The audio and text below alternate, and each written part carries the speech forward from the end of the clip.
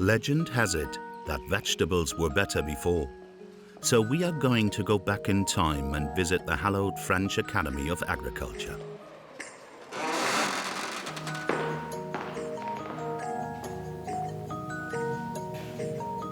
Where you can find the ghost of vegetables past.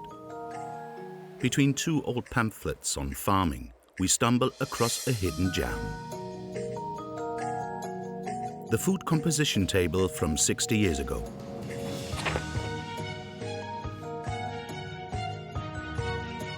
It shows the exact amount of vitamins and minerals that every fruit and vegetable contained at the time of writing.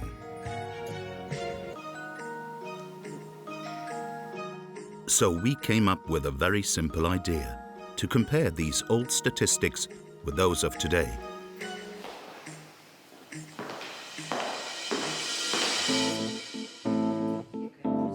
This information is no longer kept in old paper books.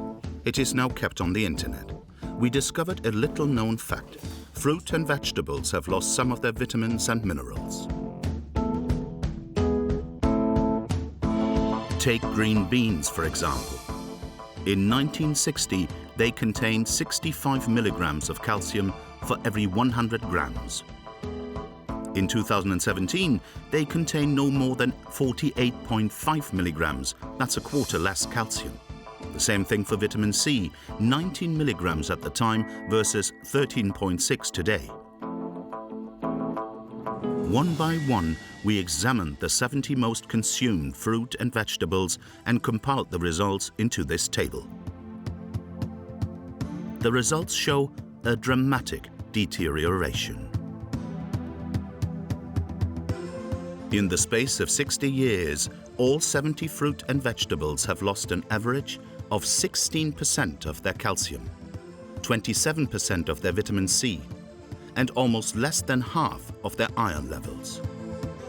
For several years now, an American researcher has been warning us about this loss of nutrients. So, best of luck. Thank you. Et merci à Monsieur Davis, que vous pouvez applaudir.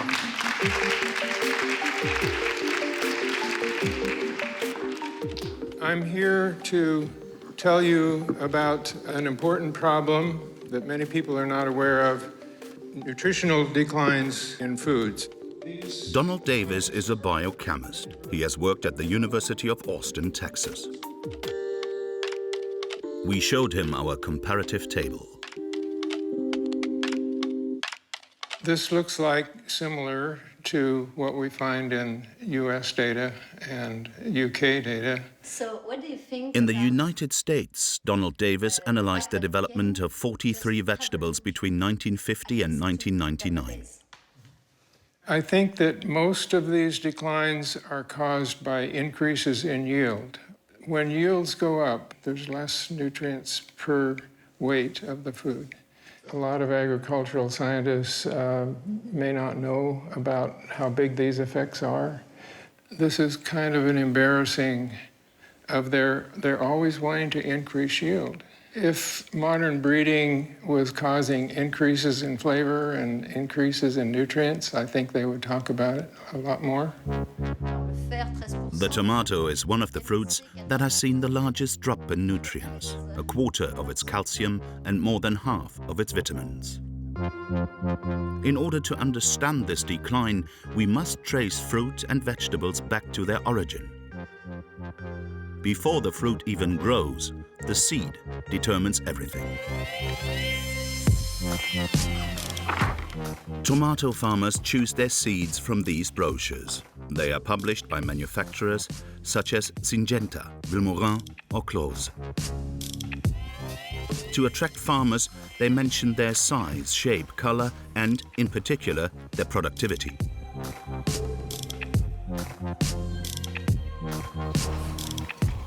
But most importantly are the letters HF1, which signifies a first-generation hybrid.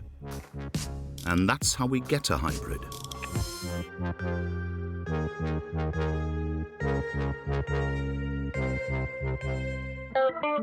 For example, let's take a plant that grows large but very pale tomatoes. We cross them with a plant whose tomatoes are red but too small. By combining these two varieties, we create what is called a hybrid, a plant that possesses both the genes of a large tomato and a bright red tomato. For 50 years, scientists from all over the world have been developing these hybridizations to create tomatoes that can withstand all sorts of bumps and bruises. You've heard of crash tests on cars. Here are crash test tomatoes.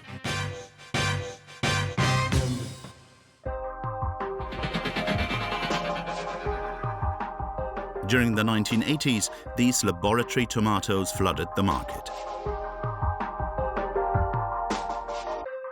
But there is still one problem that no one has managed to work out. Tomatoes spoil very quickly.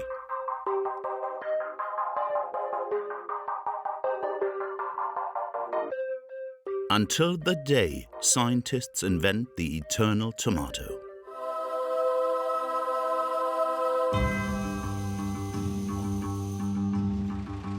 This miraculous tomato has been created in Israel.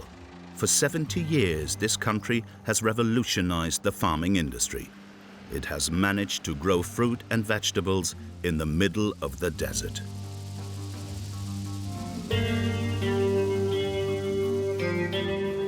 We met one of the fathers of the modern tomato at the Hebrew University of Jerusalem, the man who made this fruit practically immortal. Good morning. Good morning. Nice to see you. Yes. Hi. Good morning. Haim Rabinovich. We go straight to the farm. Yes. At 79 years old, Professor Rabinovich continues to develop future hybrids. This is a breeding greenhouse, so each plant is different. And I say, wow, this plant it looks stronger than this one, for instance, and definitely more than this one. We look for these differences in order to develop something which is better than the existing material. The best tomatoes are those that are well adapted for commercial production.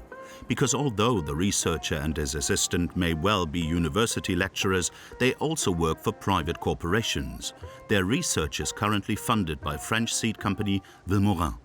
It's owned by them. I cannot give it to anybody else. This is exclusive to them. You're the only one that got into this greenhouse. Beside you, no one can get here. They need to develop a tomato for southern European countries.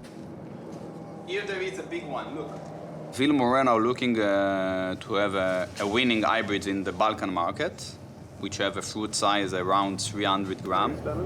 Tomatoes as big as grapefruits that must grow on horizontal vines. This is the cluster which the flower are organized. Usually the cluster has 3 dimensions. The fruit grow in every possible direction. People like today what we call a fishbone cluster. From packing point of view, if you have 3 dimensions, it's very difficult to pack in a box. When you have a 2 dimension, you can put one on top of the other, and it's much easier. To create this hybrid, they have to cross 2 plants by placing pollen from one plant onto the flower of another. Here is the way you extract pollen. You need to come to the open flower. This is what we call artificial bee. Actually, you know what it is? It's an electric toothbrush. That we just remove the brush and put a hook on top of it. You can see at the bottom, you can see yellow dust. And in 2 days, I will come with the pollen, and I will make the pollination. How many crossings you make for to have one hybrid at the end? To make a commercial hybrid, probably 400. 400 like that? 400 every year. Sometimes it's coming only from the 3rd year, so you can go to huge numbers. That is how, after thousands of cross-pollinations in the early 1990s, Haim Rabinovich and his colleagues invented the eternal tomato. This innovation has transformed the world market. Why you begin to work on the long shelf life? Because of this waste of 40% of the yield. Before this mutation, the limit was 2-3 days, 4 days at the most. When we exported tomatoes to Europe, and we exported a lot of tomatoes, we used to fly it by airplanes. Because if it has to go by boat from Israel to Marseille, the tomato will be mushy. Nobody will touch it. To extend its shelf life, the professor had to defy the laws of nature. The purpose of this tomato is to disseminate the seed for next generation. So the moment the seeds are ripe, it will fall off the bush, bump into the ground, explode, and all this juice will run all over as far away from the mother plant as possible in order to conquer more territory. We don't want it. It's undesired trait for human beings. And here we have a mutation that seemingly can provide a solution. Here is the Israeli researchers' idea. They have cross-pollinated a plant with regular tomatoes that decay within 3 days, with a plant carrying a natural genetic defect that prevents the ripening of the fruit. They have thus ended up with a long-lasting hybrid tomato that, once picked, will decay much slower. We led our own homegrown experiment. On one side, we have a hybrid fruit with a perfect appearance.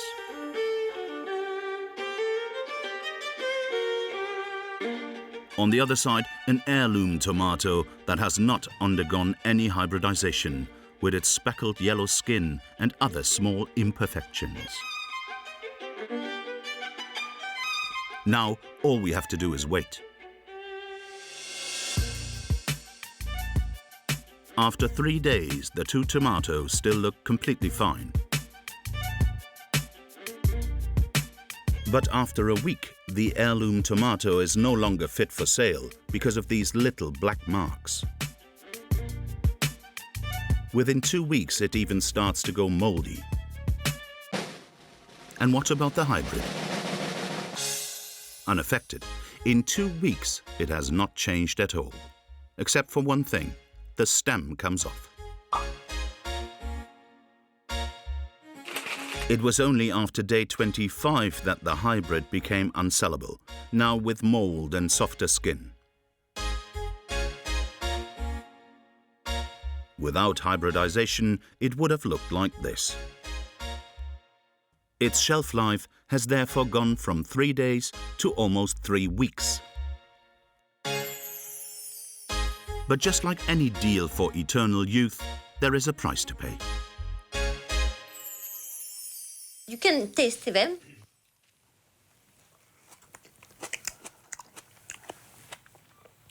Tasteless. The genes for ripening inhibition, carry with them some negative traits. For instance, flavor. The taste deteriorates. And they were less nutrient, but... I don't know because we never measured it. Only later, in the 90s and the early 2000s, we started looking into the quality traits. I offered a project like that to many seed companies. I even gave it a name. I called it ACE tomato. Why ACE? Vitamin A, C, and E. And I said it will be much healthier tomato. We don't have it in supermarkets, this variety. The industries, they don't care. These manufacturers that Haim Rabinovich refers to are big names in the seed industry, such as the business Hazera, which has earned millions thanks to the long-life tomato. In 2003, this Israeli company was bought out by Limagrin, a multinational corporation with a turnover of over $2.5 billion. After acquiring Hazera, the company became the world's second biggest producer of tomato seeds. Hazera test out their new varieties in the Negev desert out in the middle of nowhere. Yaron Giras is global head of the tomato department. Yael Rosenfeld is head of the communications department. This is for you, and then you put those two. This is our protocol for sanitation.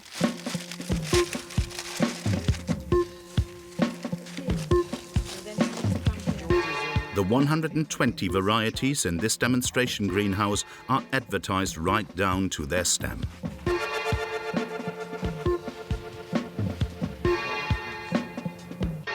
I'm going to show you, for example, tomatoes that we call it lamia. This is a very famous tomato in Turkey today. It's the green part of the tomatoes. It's like a mustache, you know? There is a special gene for this mustache? Yes, yes. So you see very, very nice color, very firm tomato. It's coming from the long shelf life family also. You mean it has a long shelf life? Genes, yeah. Genes? Inside, What yeah. is the percentage of all your variety that has long shelf life? I didn't calculate, but I assume today around 50-50. Long shelf life has a problem for the taste. Long shelf life, for a long time, we saw that it was influenced to reduce the taste of the tomato. And now we are going back and try to increase the taste again of the tomato. And Yaron Giras wants to prove it to us. In his opinion, the long life gene doesn't necessarily mean a lack of flavor. You like tomato? Yeah. Not everybody likes tomatoes, you know? Yes, I like tomato, but it's hard to find a good tomato right now, nowadays. Okay. Taste? Okay. Like a little bit We said acid, not all the tomato need to have a taste, because if you add olive oil and salt, you don't need taste.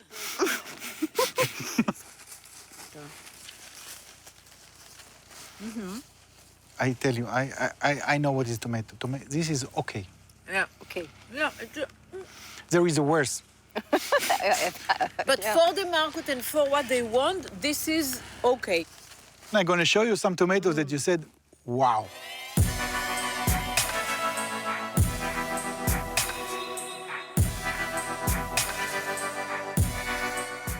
And I want you to taste this special Maggi and to tell me if you feel the different. תביא לי איתו. שנראה מה היא טוענת. לא טעים? לא, כי אני לא יודעת אם היא לא נראית מגי אמיתית עוד. היא לא נראית מצ'ור. C'est pas flagrant? What do you think? Different taste. It's not good as I want it to be, Yeah. because it's starting. The cultivation just start. Yes. You see, you are the same people. We will come back to the taste, but what about the nutrients? Very little gel. What we're looking more and more is to have a good color, a good firmness, and a good taste. And The nutrients in tomato are still, it's a small player in the market. For cooking in Italy, for cooking. Is the hybridization of tomatoes one of the reasons for the loss of nutrients?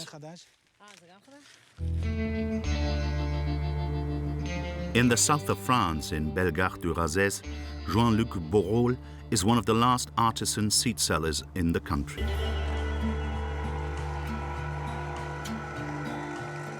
Using his own tomatoes, he produces non-hybrid seeds.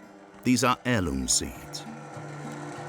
On va finir d'extraire les semences. Donc les graines, elles vont être au fond, elles vont pouvoir couler, et les peaux vont rester flotter au-dessus.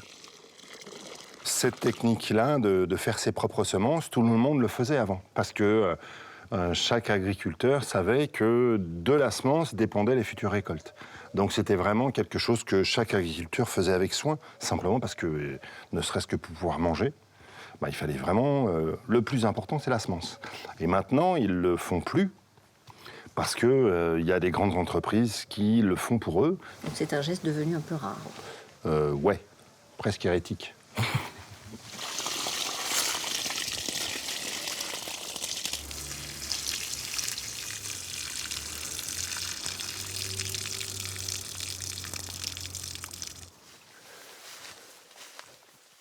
In his greenhouse, Jean-Luc Borrol only grows farmers' varieties. 100% natural farming. Effectivement, c'est un peu le bazar. Après, ça donne une impression de bazar parce que j'ai une toute petite surface et que pour rentabiliser cette petite surface, je serre beaucoup les tomates. Je travaille dans la terre, ce qui fait que moi, je mets aucun produit chimique. Je mets aucun produit d'ailleurs. Dans la serre, là, il doit y avoir à peu près une vingtaine de variétés. de tomates. Qu'est-ce qu'elles ont en commun, toutes ces tomates? C'est des variétés qui ne sont pas hybrides. Donc ça veut dire qu'il n'y a pas eu les croisements. Do these farmers' varieties contain more nutrients than hybrids? We are going to analyze them. On one side, we have Jean-Luc's tomatoes.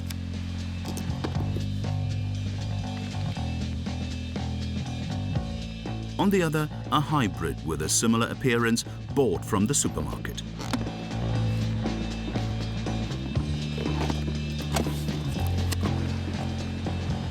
The very same day, we sent them to an accredited laboratory to measure their nutrient levels.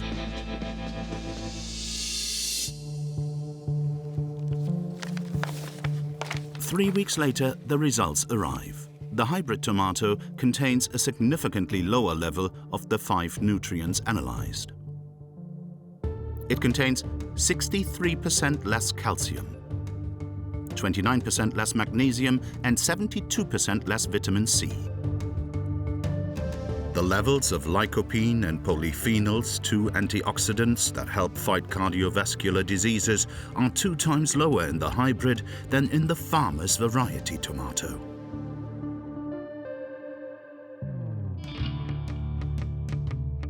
We then showed these analyses to Donald Davis, a specialist in nutrient loss. Congratulations. Okay. How's the taste? Is the taste different? Of course. Yeah. The heirloom one was very, very good. I ate it like candy. But the hybrid was tasteless, yes, of course. It's consistent with the idea that there is a relationship between taste and nutrient content. This was published by Professor Clay at the University of Florida, and he made the observation in this paper that many of the flavor components of tomatoes are derived from human nutrients. When you eat a tomato that has good flavor, that means that it probably also had good amounts of the nutrients that were used to make that flavor. It's a consequence of hybridization? It's consistent with all of the other evidence. Breeders select for yield, but they're also looking for other economic traits. And in the process of making that change, they also caused a change in the chemistry of the tomato. Hybrid varieties are less nutritious. So what does Le Magrin, owner of Hazera and the world's 2nd largest tomato seed producer, think of this? Bonjour madame, excusez-moi. Bonjour, je vous en prie. Non, merci. Non, non, il n'y a pas de... Jean-Christophe Gouache is one of the company's board members. Vous êtes un des très hauts responsables de l'Imagrin, qui est un des leaders mondiaux du marché de la semence. Est-ce que vous avez mesuré les nutriments dans vos tomates? C'est important la question que vous posez, parce que il faut regarder c'est quoi qu'est-ce qui fait la qualité nutritionnelle d'une tomate, ou la composition sur les éléments que vous avez dit. Ce sont essentiellement les conditions de culture, beaucoup plus que la variété. Est-ce que vous êtes en train de me dire que c'est un problème qui ne nous concerne pas? Oh, jamais de la vie. La qualité nutritionnelle des produits issus des variétés que nous commercialisons est un sujet qui nous intéresse. En Israël, justement, on a rencontré le professeur Rabinovitch. Oui. Vous le connaissez? Absolument. Vous savez très bien que c'est lui qui a inventé la tomate longue durée, donc c'est une tomate qui dure 3 semaines. Oui. Il nous a expliqué que le gène de longue durée bloque en partie la maturation du fruit et donc, du coup, le développement des nutriments. Mais on est ambitieux. Il va falloir qu'on soit capable... Les consommateurs nous demandent des tomates qui ont du goût et des caractéristiques de conservation qui sont également attendues par le consommateur et par le maraîcher et par l'ensemble de la chaîne de valeur. Mais alors justement, on se dit que si demain, dans les supermarchés, il y avait un scanner à nutriments, et donc si en tant que consommateur, moi, je pouvais passer mes tomates au scanner et savoir immédiatement s'il y avait des nutriments ou pas dedans, vous, en tant que producteur de semences, vous diriez peut-être, si le consommateur peut le savoir, peut-être qu'il faut qu'on s'en occupe. L'important, c'est de manger plus de légumes pour nos concitoyens, en termes d'équilibre alimentaire. Maintenant, si vous voulez, s'il y a un jour, je ne sais pas quelle est la science-fiction qui fera que le consommateur pourra avoir un scanner à nutriments. C'est en développement, en fait, ça va exister bientôt. Mais là, du coup, s'il y avait ça, peut-être que vous vous en occuperiez plus. Je vais rester cohérent avec ce que je vous ai dit. Je pense que les producteurs de tomates qui ont le plus gros impact sur la composition des tomates auraient à s'en occuper au premier chef et plus rapidement que nous, parce que c'est eux qui ont l'impact le plus important. The hybrids offer another great advantage for seed suppliers. Their seeds are single-use.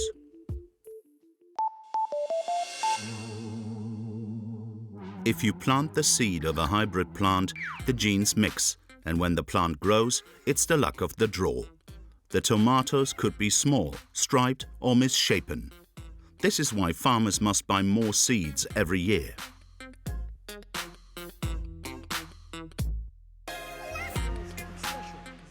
A profitable market, given that the manufacturers sell these tomato seeds at a very high price, like Limagrin in Israel. How much is 1 kilo of seeds of this kind of tomato? This kind of tomato today can reach the 400,000 euro. What? For kilogram of seeds. What? 400,000 euro or more. Yes, you can buy a house with this. I've heard that the tomato seeds is the more capital gain of all the seeds. Yes. Yeah. The margin, or our margin is the highest that we can get in tomato. Why? Because it's expensive seeds. There is a lot of demands, so it's a good business for us. If it's not, we are not here. The small yellow tomato, the most expensive variety in the greenhouse, costs $450,000 for every kilo of seeds. Even so, for a basic tomato, it is $67,000, double the price of gold. This is handwork. They need a lot of labor to make seeds. And where do you produce the seeds, the tomatoes? Like we told you today, in 22 different countries today, all over the world. And like which kind of country? Like Israel, like in Thailand, like in Chile, in Spain, in India, in many places. Seeds sold for the price of gold and produced by hand in countries with cheap labor. Welcome to the era of seed globalization. The tomato trail has led us to India. It was this report with a young girl on the front cover that prompted us to take the flight. Soiled Seeds, commissioned in 2015 by ICN, a Dutch NGO. In the seed sector, 16% of workers that produce vegetable seeds are children under the age of 14 years.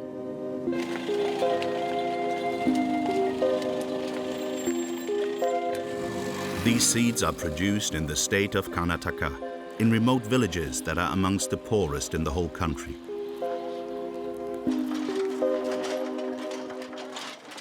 Here, the climate is mild for vegetables. Every year, 160,000 kilos of tomato seeds are produced to then be exported.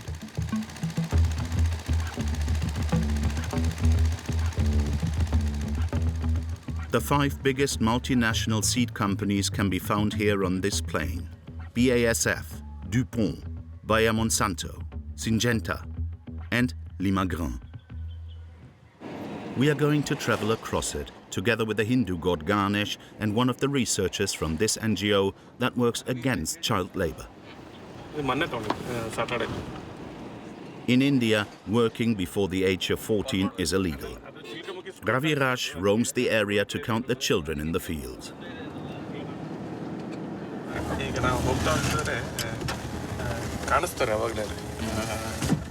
ನಾವು ದೂರಿಂದನೇ ನೋಡಿದಾಗೆ ಅವ್ರ head count ಮಾಡಿಸ್ತೀವಿ at least ದೂರಿಂದನೇ ನಾವು identification ಮಾಡ್ಬೋದು ಅವರು smart ಆಗಿದ್ದಾರೆ ದೊಡ್ಡದಾಗಿದ್ದಾರೆ ಅಂತೇಳಿ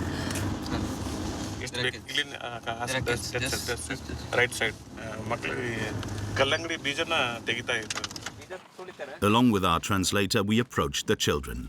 These young girls have been hollowing out watermelons for hours in order to remove the seeds. It is 86 degrees Fahrenheit in the shade.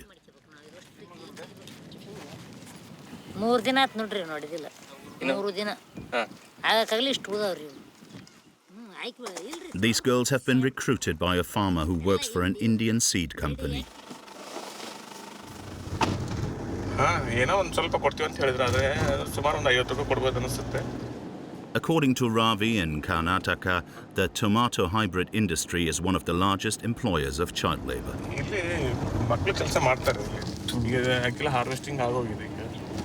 It's the end of the season. The fields are almost deserted, but a little further we notice some figures through the screens of this greenhouse.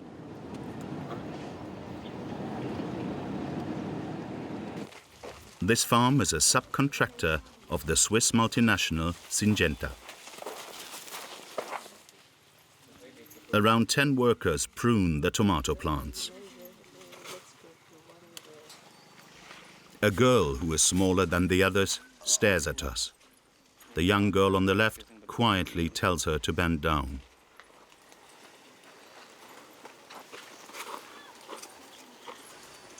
Class ಅಂತ ಓದಿದ್ದೀರಾ ನೀವು ಶಾಲೆಗೆ ಹೋಗೋದಿಲ್ಲ ಒಟ್ಪರಿಗೆ ಹೋಗಿ ಶಾಲೆಗೆ ಹೋಗೋದು ಎಷ್ಟು ವಯಸ್ಸು ನಿಮಗೆ 17 ನಿಮಗೆ ಯಾಕೆ ಶಾಲೆಗೆ ಹೋಗಿ ಕಂಟಿನ್ಯೂ ಮಾಡೋದಿಲ್ಲ ಇಲ್ಲಿ ಶಾಲೆ ಇಲ್ರಿ ಅದಕ್ಕೆ ಹೋಗಲ್ಲ 5ನೇ ಕ್ಲಾಸ್ ವರೆಗೂ ಅಷ್ಟೇ ಐತ್ರಿ ಇಲ್ಲಿ ನೀವು ಎಷ್ಟು ವರ್ಷದಿಂದ ಮಾಡ್ತಿದ್ದೀರಾ ಇದು ನಾವು ಈಗ 3 ವರ್ಷ ಆತ್ರಿ ಬರಕ ಹಾಂ ಹಾಂ 3 ವರ್ಷ ಆತ್ರಿ ನಾವು ಬರಕ ಬೇರೆ ಬೇರೆ ಕಂಪನಿ ಚೇಂಜ್ ಆಗ್ತಿರುತ್ತೆ ಇದು ಒಂದೇ ಕಂಪನಿ ಇದು ಒಂದೇ ರೀ ಎಷ್ಟು ವರ್ಷದಿಂದ ಮಾಡ್ತೀರಾ ನೀವು ತೋಟದಲ್ಲಿ 5ನೇ ಕ್ಲಾಸಿಂದ ಬಿಟ್ಟಾಕಿ ಏಕ ಕೆಲಸ ಮಾಡಿದೆ Is this young lady 17 years old? Our translator finds this hard to believe.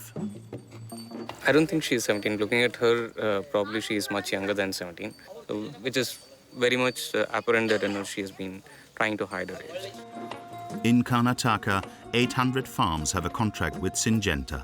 It's the largest foreign contracting party. Naturally, we asked the Swiss multinational its thoughts on child labor. In response, an empty rhetoric of principles. Syngenta conforms to all labor laws. Syngenta's equitable work policy promotes decent working conditions and also tackles the problem of child labor.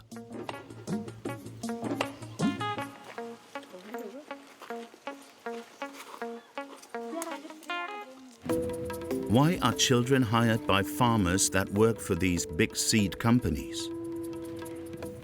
Dr. Davuluri Ventakeswalu, author of the report Soiled Seeds, is one of the main experts on child labor in India. For 15 years, this independent research worker has been investigating the production sector of hybrid seeds. The hybridization activity is very, very delicate. It requires a lot of skills. The children are preferred because they can do this repetitive activities very faster than adults. And also they are more obedient, we can say. 2 children can do the work of 3 adults. That is the kind of calculation farmers have. According to this researcher, farmers cut wages for one simple reason: the low prices set by the multinationals. The farmers are struggling actually to have a good profit margin if they have to hire labor and pay good remuneration to the workers. The margin will be very nominal, or sometimes there won't be any margin for the farmers. Davuluri Venkateswalu's battle has begun to pay off. The proportion of children working in the seed industry under the age of 14 has been reduced from 16 to 10%. But another part of the population is still being exploited. Traveling through Karnataka, we made another discovery. In the tomato seed fields, we only saw women.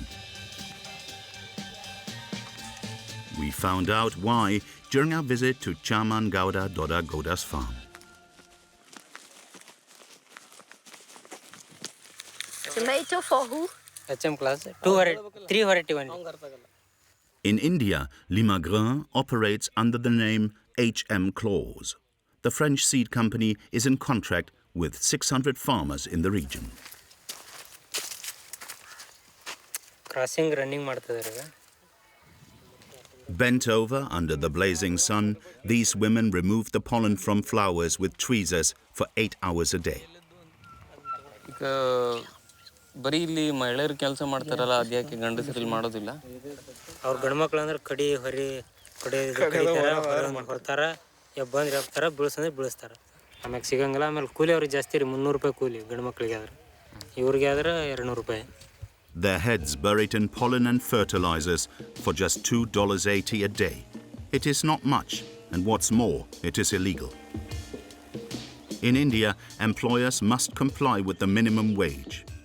It is 330 rupees in the agricultural industry, the equivalent of $4.80 a day. These women therefore earn 40% less than the legal minimum wage. ಯಾಕೆ ಇಲ್ಲಿ ಅಷ್ಟು ದೂರದಿಂದ ಬಂದು ಮಾಡ್ತೀರಾ? ನಮ್ಮ ಕಡೆಗೆಲ್ಲ ಈ ಕೆಲಸ ಇಲ್ರಿ. ಅಲ್ಲೇ ಭತ್ತ ಕೊಯ್ಯೋದು, ಗೊಂಜಾಳ ಮುರಿಯೋದ್ರಿ, ಮತ್ತು ಅವನ್ ಬಿಟ್ರೆ ಕೆಲಸ ಇಲ್ರಿ. ಅಲ್ಲಿ ಈಗ ಕೆಲಸ ಇಲ್ರಿ. ಅಲ್ಲ ಹೇಳಿದ್ರಲ್ಲ ಸೊಂಟ ನಾವು ಗಂಡು ಇವ್ರು ಹೇಳಿದ್ರೆ ನಾವು ಬರೀ ವೇಟ್ ಹತ್ತೇನೆ, ನಿಮಗೇನು ಅನ್ಸುತ್ತೆ? ಮತ್ತು ಕಣ್ಣು ನೋವು ಬರ್ತೈತ್ರಿ, ದಿಷ್ಟಿಸ್ ನೋಡಿ ಸುಲುದು ಸೊಂಟ ನೋವು ಬರ್ತೈತಿ. ಐತ್ರಿ, ಅವ್ರು ಹೇಳ್ದಂಗೆ ನೋವುಗಳು ಐತಿ. ಮತ್ತು ಈಗ ನಮಗೂ ಉಳಿಬೇಕಲ್ರಿ. ಕಂಪ್ನಿಯವ್ರ 1 kg ಬೀಜಕ್ಕೆ ಜಾಸ್ತಿ ರೊಕ್ಕ ಕೊಡಲ್ಲ ಸರ, 8000 rupees ಪರ್ kg. ನಮ್ಮ ಪೇಮೆಂಟ್ ಸರ 10,000 ರೂಪಾಯಿ kg ಆದ್ರೆ ಅವ್ರಿಗೆ ಕೊಡೋ ಸಂಬಳಕ್ಕೆ, ಅವ್ರು ಕೇಳಿದ ಸಂಬಳಕ್ಕೆ ನಾವು ಕೊಡೋದಕ್ಕೆ ಗಿಡ್ದ sir. These farmers say they are forced to break the law because they need another $30 per kilo. Yet in Europe, Limagrin sells a kilo of seeds for an average of $67,000. Are the local Limagrin managers aware of these illegal practices? The following day, we decided to take a little visit to the Indian branch of HM Claws with a hidden camera. We got off to a bad start. They stopped us before we even got close to the building. Company. You are looking for seeds company? Yes, that's it. What's the purpose? What? Purpose. We make a documentary about seeds in Karnataka. Europe means which country particularly? France. Oh, okay. 1 minute. Apparently, being French, like Limagrin, has its benefits. We are invited to enter the staff office Okay, Limagrin. to speak directly with the supervisor. Okay. The man is on the phone with head office. Because we have very strict information, instruction from head office not to allow any people. They are banned from speaking to us, but do not underestimate the famous Indian hospitality. Shall I have lunch first? Lunch? Maybe on y va, non? Manger un peu. Ok, on va voir. We go inside the storage facility where the seeds produced by the Indian farmers are dried before being exported.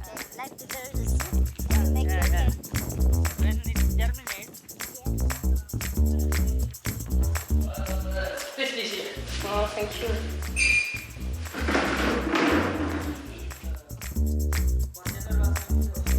The site managers admit they are fully aware that the farmers do not abide by the minimum wage of $4.80 a day. What is the salary for one worker? 200 rupees. Okay, for 8 hours. Okay. Yeah, because some farmers say they have no... More shocking information. According to this executive, the firm even violates this law with its own employees. How much are paid in HM Close Farm? We pay around 285 rupees. According to the supervisor, the business has a knack for hiding the price of seeds in Europe from the farmers. What are the name of a tomato? It is very secret. We put numbers. Production people, we should not know the names. Why? Suppose you come to know that this product is very popular and is produced by this name. So what is Limagrin doing to combat these illicit practices? Ouais. Alors, est-ce que vous connaissez le rapport qui s'appelle Soiled Seeds? Il est ici. Oui. Ouais, il a donc été rédigé en 2015 sur le travail des enfants et l'exploitation des femmes. Et alors ici, vous allez voir, page 6, donc je vous le montre là, la part des enfants de moins de 14 ans varie entre 10,5 et 16,3%, donc de tous les gens qui travaillent, notamment dans les fermes de Limagrin. La première chose que je souhaite vous dire, affirmer haut et fort, il n'y a pas de travail des enfants sur les sites de Limagrin. Mais chez vos sous-traitants, qui travaillent pour Limagrin en Inde, est-ce que vous nous affirmez qu'il n'y a pas de travail d'enfants? Nous sommes passés de ces 10 à 15%, et ce n'est pas parfait, à moins de 1%. Et donc toutes les mesures ont été prises. Lesquelles? Des mesures contractuelles, d'interdiction du travail des enfants, tout un travail de formation et d'éducation, de sensibilisation, et ensuite allant jusqu'à des sanctions pour être certain, autant que faire se peut, que le travail des enfants n'existe pas. Autant que faire se peut. Le travail des enfants, Madame Lucet, c'est trop sérieux ce sujet-là. Non, mais c'est très sérieux, c'est pour ça qu'on vous pose des questions. Une tolérance zéro, Madame Lucet. Est-ce que nous pouvons, dans un territoire comme l'Inde, avoir toutes les certitudes? Probablement non. Mais la détermination, elle est sans faille, Madame Lucet. Dans les fermes qui travaillent pour vous, on a vu que les femmes sont toutes payées en dessous du minimum légal, c'est-à-dire 2,50 € par jour contre 4,25 € le salaire minimum. Un commentaire? Je ne peux pas être d'accord avec ce commentaire. Limagrin, avec ce chiffre? Absolument. Mais on l'a vu sur le terrain. Je m'inscris en faux sur cette réalité. Maintenant, je suis certain de notre engagement, Madame Lucet. Parce que moi, je vais vous dire autre chose. Vous vous dites, mais les salariés de Limagrin, ils sont payés au salaire légal en Inde. Minimum légal, je vous le rappelle, 4,25 € par jour en Inde, d'accord? Les salariés de Limagrin, ils sont payés 3,60 €. Et ça nous a été confirmé par un responsable de Limagrin. Les salariés de Limagrin, partout où nous opérons, sont payés au minimum légal ou au-dessus du minimum légal. Vous êtes allé en Inde dernièrement? Je suis allé en Inde plusieurs fois. Mais dernièrement? Non, c'est pas dans mes fonctions aujourd'hui d'aller en Inde. Parce que nous, on y allait dernièrement et c'est les chiffres sur le terrain pour le coup. La réalité de terrain, Madame Lucet, nous la connaissons. Je m'inscris en faux sur cette affirmation. Nowadays, it's almost impossible to find seeds that have not been hybridized or cloned by the industry. Corn, vegetables, rice, wheat, sunflowers, the same modern and uniform plants are being imposed all over the world.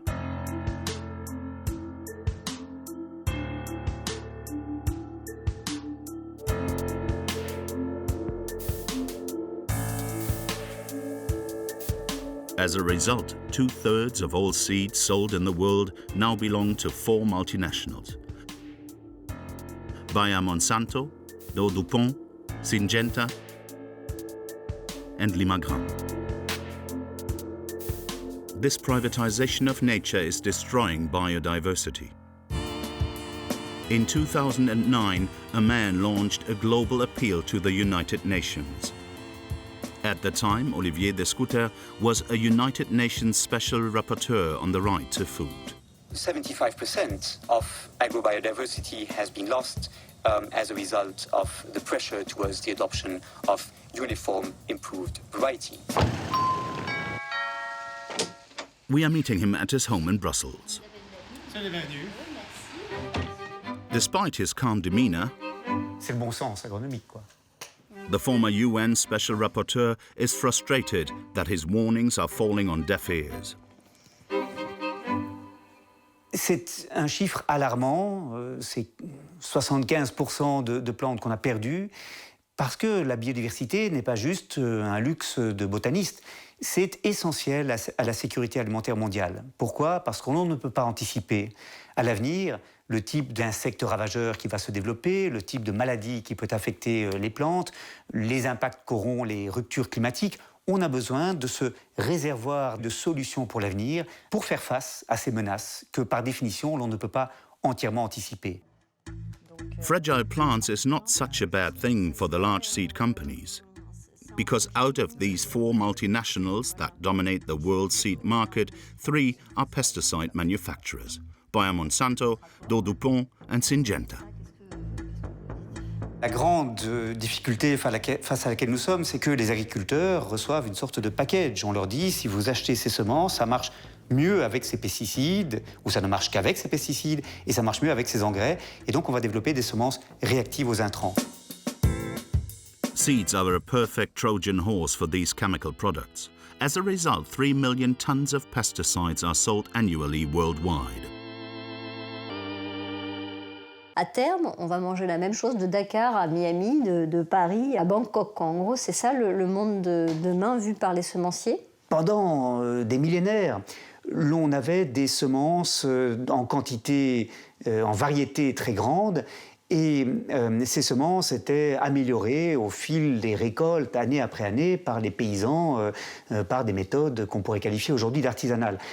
Progressivement, ce travail de sélection et de reproduction a été fait par des firmes spécialisées qui, du coup, ont mis sur le marché des semences permettant de produire des volumes importants de produits agricoles génétiquement identiques. La diffusion à l'échelle mondiale des semences industrielles dont les droits sont détenus par une poignée de grandes firmes transnationales signifie que pour beaucoup de petits paysans des pays en développement, l'agriculture ne sera tout simplement plus viable. Et donc on va assister à une progressive destruction de l'agriculture paysanne à l'échelle mondiale. Today, across the world, citizens and farmers alike are revolting against this programmed disappearance. They demand free seeds, seeds that do not belong to the giants of the agrochemical industry. In France, a number of people are organizing the resistance.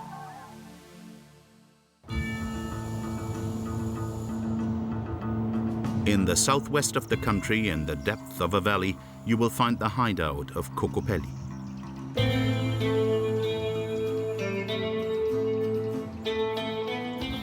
Ananda Guyer runs this non-profit organization.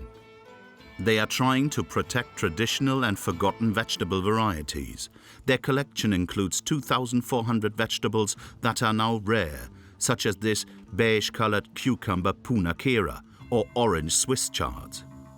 En fait, il y a une diversité de couleurs complètement incroyable et en fait, la standardisation de l'agriculture, elle a vraiment fait le syndrome de l'entonnoir sur les espèces et les côtes de blette, en l'occurrence, pour à peu près tout le monde, une côte de blette, c'est soit vert, soit blanc, généralement blanc à large carde, etc. Alors qu'il y a une diversité complètement incroyable de côtes de blette et qui peuvent donner des couleurs de l'arc-en-ciel comme ça, qu'on n'a pas du tout l'habitude de voir. To help with the preservation of these varieties, Cocopelli has launched the scheme Seeds Without Frontiers. C'est de là que tous les colis pour les campagnes de solidarité comme Semences sans frontières sont expédiés. Donc on envoie tous les ans des centaines de colis partout sur la planète avec des petites fiches techniques. Ça, c'est des retours en fait de plein de projets qu'on a soutenus. Quel pays?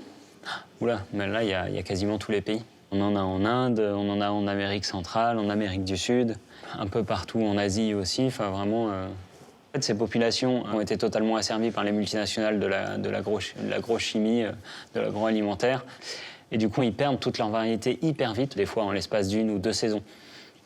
Et donc nous, ce qu'on fait, mais on est tout petit face à ces multinationales, donc c'est une action assez modeste, mais qui porte quand même ses fruits. La preuve ici, avec tous ces retours, on ramène ces variétés-là et surtout on ramène le savoir avec, modestement encore. On n'a pas la prétention d'avoir la science infuse, mais en tout cas on essaye de les aider à retrouver cette autonomie alimentaire via la reproduction de semences. By conserving these endangered seeds, we are taking back the choice to plant or eat non-standardized fruit and vegetables, which are the best produce for both our planet and our health. But perhaps most importantly, we will liberate the vibrant common good of humanity.